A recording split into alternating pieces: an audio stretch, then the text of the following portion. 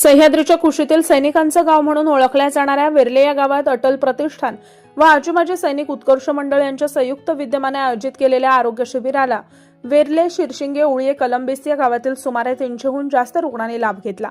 अटल प्रतिष्ठानचे विश्वस्त व माजी सैनिक बाळकृष्ण लिंगवत यांच्या 65व्या वाढदिवसाचं औचित्य साधून सैनिक भवन वेर्ले इथं आरोग्य शिबिराचं आयोजन करण्यात आलं होतं.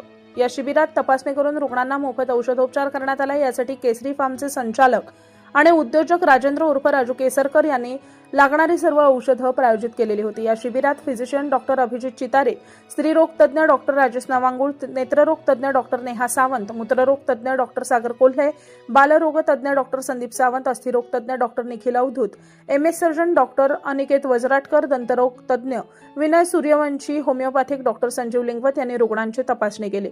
ज्यांना पुढील उपचाराची गरज आहे अशांना आयुष्मान भारत योजनेअंतर्गत उपचार देण्यात येणार आहेत. शिबिरात आयुष्मान भारत नोंदणीचीही व्यवस्था केल्यानं अनेकांनी हा लाभ घेण्यासाठी नोंदणी केली होती. या शिबिराचं उद्घाटन कलंबिस पंचायतन समिती सदस्य प्रथमेश सावंत यांनी केलं.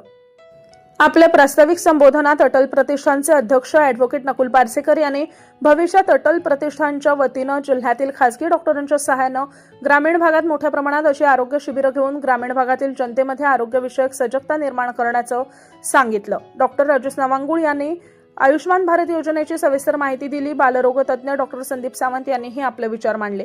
यावेळी अटल प्रतिष्ठानच्या वतीनं माजी सैनिक बाळकृष्ण लिंगवत यांचा केक कापून वाढदिवस साजरा करण्यात आला. तसंच आताच MBBS ची पदवी प्राप्त केलेले राजेश नवांगुळ यांचाही सत्कार करण्यात आला. यावेळी माजी सैनिक हनुमंत राणे, महादेव लिंगवत, महादेव राणे, संतोष राऊळ, अटलच्या समन्वयक कुमारी ज्योती राऊळ, नाना शेंडगे, मनीषा नवांगुळ, वेर्लेच्या पोलीस पाटील प्रियंका सावंत, चितारी हॉस्पिटल व यशराज मॅटर्निटी हॉस्पिटलचे कर्मचारी वर्ग उपस्थित होता.